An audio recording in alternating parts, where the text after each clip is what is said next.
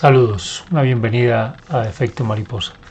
En este video vamos a analizar el pensamiento de René Descartes y mirar cuáles serían sus aportes y por qué podríamos decir que fue un pensador que marcó un cambio importantísimo y una entrada muy importante a lo que sería el pensamiento o la filosofía moderna. ¿En qué consiste esto y por qué esa importancia de Descartes? Bien, lo primero es entender el contexto en el que se ubica Descartes en un siglo XVII, donde hay todo un proceso que viene muriendo en términos de modelos de conocimiento, paradigmas del conocimiento clásicos, ya sean desde la razón o desde la religión.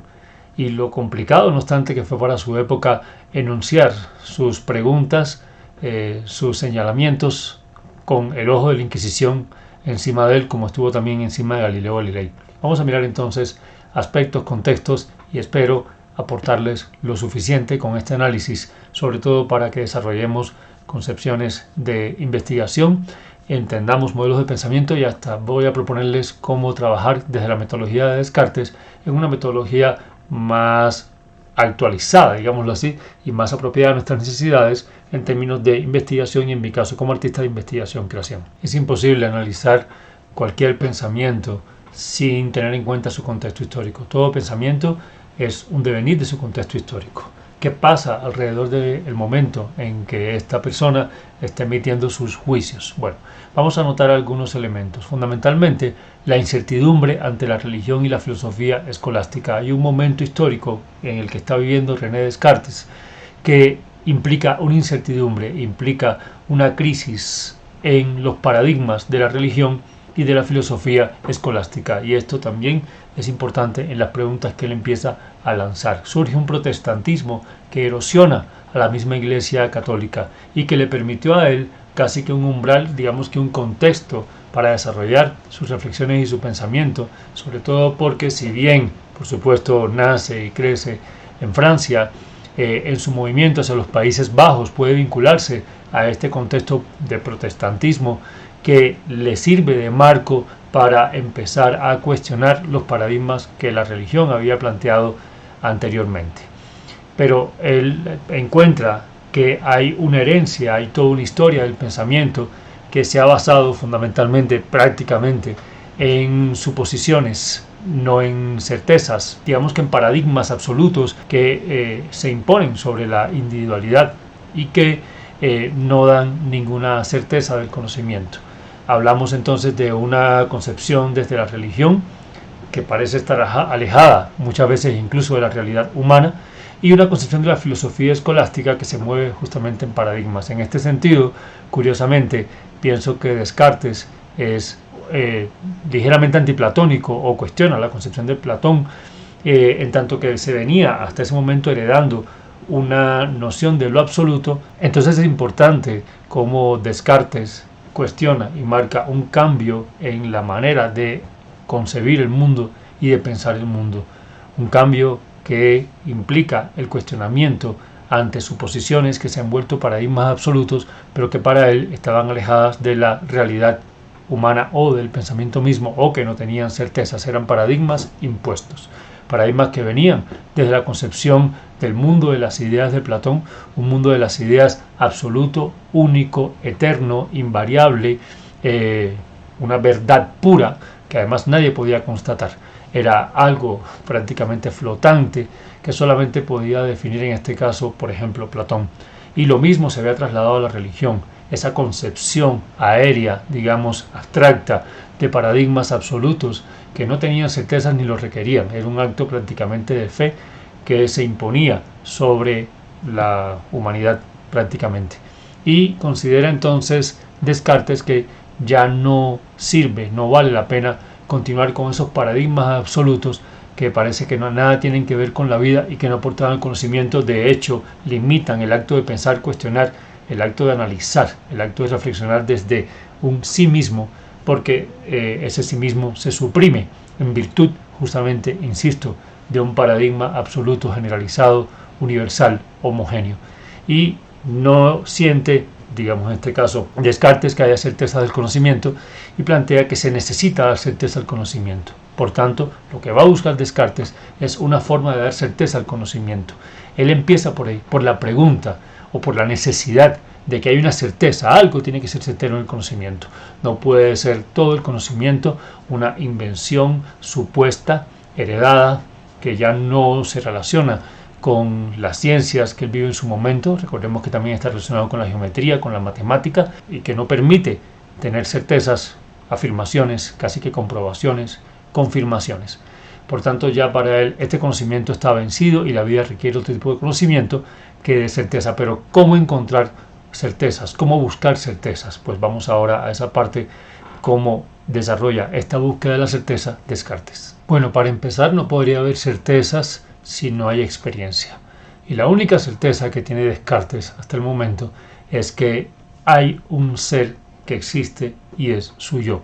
Por tanto, Descartes va a dar un giro importantísimo y va a transitar, insisto, esa filosofía que venía desde Platón como una concepción absoluta, paradigmática, mundo de las ideas, lo único verdadero, a lo cual debería acercarse cada pretendiente.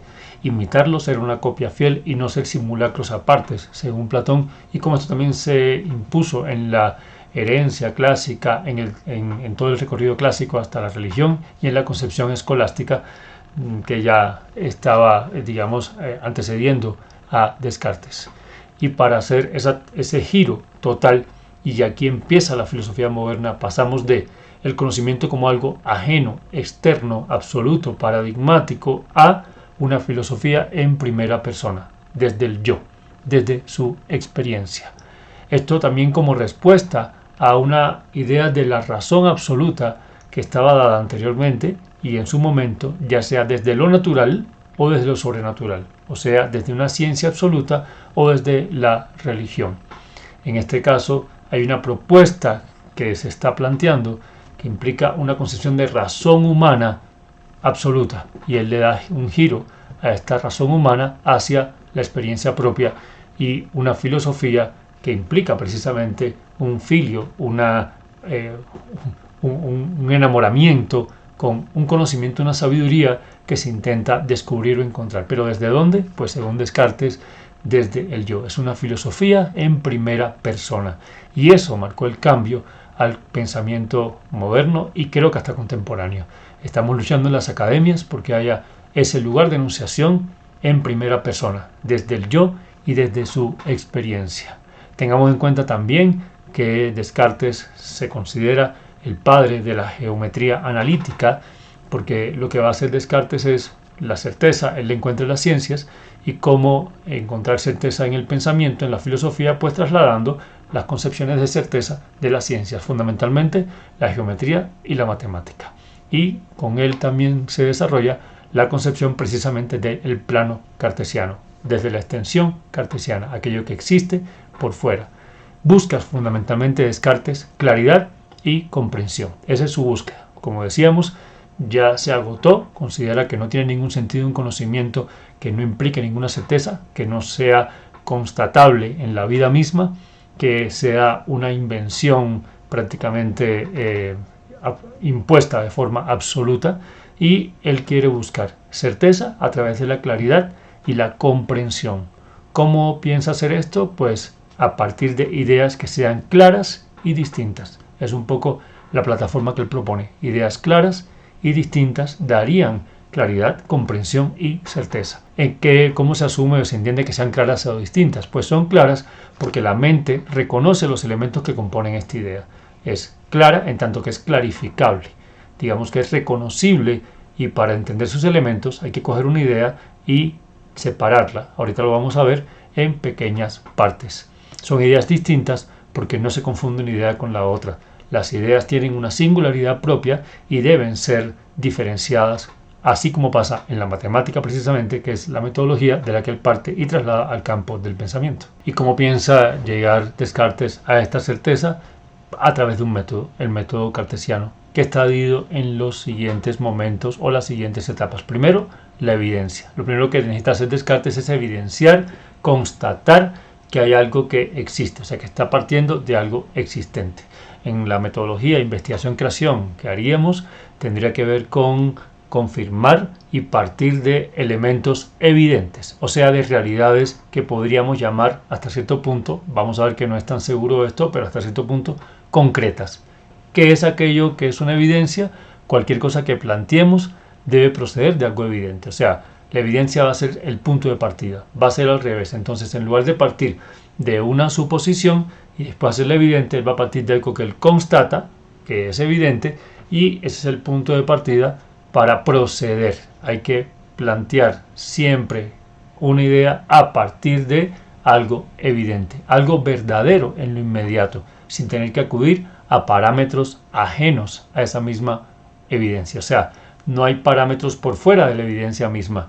Este elemento existe, porque tengo contacto con él y porque de alguna forma lo reconozco. Ojo, en el caso de Descartes vamos a ver que esa evidencia ocurre subjetivamente, internamente, porque él desconfía de los sentidos, pero hay algo que él evidencia. Y entonces él va a intentar, justamente, para llegar a la certeza, analizar todo el pensamiento que lo rodea y ver qué es para él una evidencia, qué es lo que él puede confirmar y en qué puede tener certeza. Vamos a ver a dónde lo lleva esto. Pero cómo llega a esa evidencia, cómo constata algo, cómo parte de la certeza de algo que le hace sentir esa evidencia, la intuición. La intuición es el recorrido para llegar a la evidencia. La intuición es una idea clara y distinta que se obtiene de forma inmediata. La intuición, aquello que es inmediato, aquello que tiene que ver con el impacto mismo, con la relación directa, con lo que está en el momento mismo, en el instante. No es algo sobre elaborado, sino que es algo inmediato. Es la intuición como primera forma de reconocimiento de que hay algo que es evidente y que existe. Entonces yo parto de una evidencia y esa evidencia la confirmo a partir de la intuición, de lo que intuyo. Ojo con lo que voy a decir, porque en el caso de Descartes esta intuición no implica los sentidos, sino que es una intuición que ocurre en la mente en un aspecto puramente subjetivo, en el pensamiento mismo. Yo intuyo y esa intuición que se asume como una inteligencia en sí, que después la retoman pensadores como Ernst Cassirer, que habla de forma importante de la intuición, aunque diría que sin conceptos no vale la pena la intuición, pero esa intuición como inteligencia pura, por decirlo así, como ese pensamiento directo, esa inmediatez, es lo que implica reconocer la evidencia. Después de que esa intuición nos hace percatarnos de una evidencia, entonces viene el momento del análisis. Teniendo una idea, entonces pasamos a su análisis desde las partes simples y pequeñas. ¿Cómo es esto? Pues sencillamente empezamos no por la idea como una unidad total, porque ahí estamos en la concepción de lo absoluto, sino que Descartes quiere coger esa idea global y separarla en pequeñas partes simples, pequeñas, hagan cuenta de piezas de un Lego. Entonces él no va a coger, por decir algo, la idea de Dios como algo general absoluto, sino que primero intuye para evidenciar y después va a separar en partes esa idea global en aspectos pequeños y simples que le permiten, como la matemática, analizar de forma diferencial. Ahora, a la vez que lo separa, viene el otro momento, la síntesis. O sea, no se va a quedar con un análisis diferencial o solamente con los fragmentos, sino que necesita pasar a una síntesis que le va a permitir ir conduciendo el pensamiento de lo simple a lo complejo. De lo pequeño, ahí sí, a lo articulado. Complejo en el sentido de los elementos que lo componen, ¿sí? En el sentido de todas las formas de relación que lo van a componer. Como se dan cuenta, es un método sistemático, donde no se da nada por sentado. Eso es importantísimo. El pensamiento de Descartes no se da nada por sentado. Si bien él busca certezas, para ser crítico en esa búsqueda de las certezas, tiene que empezar por dudar de todo, por no dar nada por sentado. Es un método experimental que justamente implica pasar los procesos de la ciencia a la filosofía, lo cual también es importante, casi como innovación en su época. Ahora bien, ¿cómo lograr la certeza? ¿Cómo hacer posible la certeza? Para yo tener certeza de algo, no puedo empezar por una fe ciega. La certeza se da solamente si yo dudo. Si dudo, podría llegar a la certeza. Entonces, la duda se convierte en un método en sí. Dudar es un método, es una duda metódica. Lo importante de este método es que la duda es un procedimiento de investigación, de reconocimiento, de búsqueda. Es el método mismo de indagación. Y aquí es muy importante, porque surge entonces en este pensamiento de Descartes, se inaugura la posibilidad de dudar, la posibilidad de preguntarse, la posibilidad de la incertidumbre, que para mí, y atrevido quizás lo que voy a decir, abre la puerta a una concepción contemporánea donde los paradigmas absolutos están quebrados, donde la duda se permite, la duda en cuanto a la pregunta, en cuanto a la incertidumbre, en cuanto a aquello que no es del todo completo, en cuanto a no una verdad definitiva. El problema para mí, y es lo que vamos a cuestionar, es que Descartes parte de aquí, pero tiene la tendencia propia del pensamiento también occidental de llegar a una verdad. O sea, cuestiona que haya una certeza total o busca la certeza a partir de la duda, pero la duda tiene que convertirse en una certeza, o sea, en una verdad absoluta y sagrada, y ahí es donde me parece que vuelve y cae en el vicio de Occidente, que es volver todo absoluto. Y ahí hay una posible contradicción con partir de esa primera persona para después configurar ideas absolutas como la duda absoluta. Todo en absoluto puede ser contraproducente, incluyendo la duda absoluta. Sospecho que aquí Descartes inaugura una posibilidad que va a ser después retomada por Nietzsche cuando propone el quizás, y por pensadores futuros como Gilles Deleuze e incluso Guattari, incluso pensadoras que han cuestionado esta concepción paradigmática, y cómo esto en el campo de la investigación creación del arte nos da una pista importantísima. Duden. En la investigación se permite, se puede dudar, y es más, es requisito dudar.